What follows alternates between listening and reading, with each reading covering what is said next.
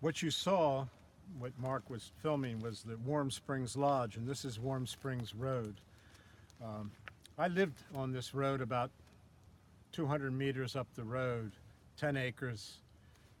This creek that you also can see was part of my border of my property, and then there's the ridge over here, which is called Piskey Ridge, and the ridge behind the lodge is Quaker Ridge. It was great. I mean, there were eagles, every muskrats, lots of snakes, deer, and kind of isolated. It was a dirt road when it's not anymore. My place I sold, we'll do some reading up there, but it's completely, they completely changed it and put siding on it. It was an old wooden made out of oak. So I called my place Oak-Omolú. It was made out of green oak, the cabin.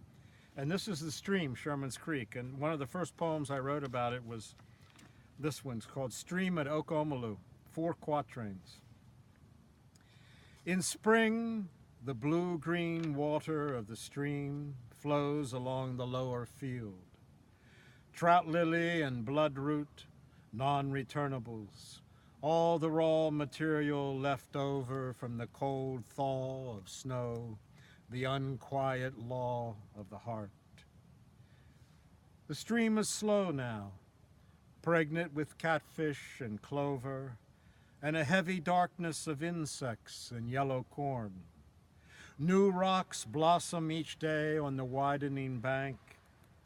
You also will sit by the sparrow-brown water of sorrow.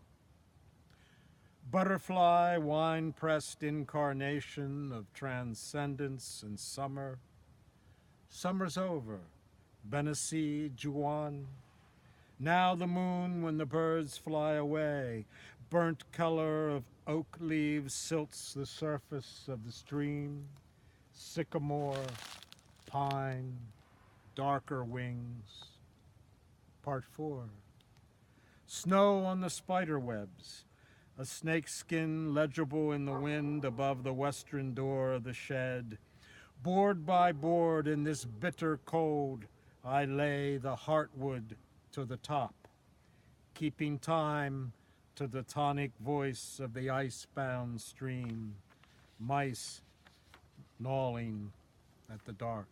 And here's another poem called Summons. I used to be deer down along the stream, and one time just up to here there's more of a wooded area. You can see the other side. The deer used to come down, and a lot of trees around here are hemlock and sycamore. Black snakes used to nest in the sycamore, and I guess they still do where there's holes. And this is a love poem for a deer. I would sit down there and I'd see the deer. And this is called Summons, in the sense of a calling, religious sense, or a summons. So I can start it. Browsing near a shelf of hemlock, a deer daydreams down along the stream in the crusted snow. She stares into the wind, white tail fluttering. I stare at her and up into the wind. The mountain is smoking under the sun in the morning. No other beginning of the world, no other, none. Squatting below a pine, I watch my breath rising. This is a foretaste of our homecoming. To dream dreams perhaps serves no other purpose than to draw water in the night. And if she stays here one moment more, we might go on returning together until sundown in this timeless clearing, losing sight of the world.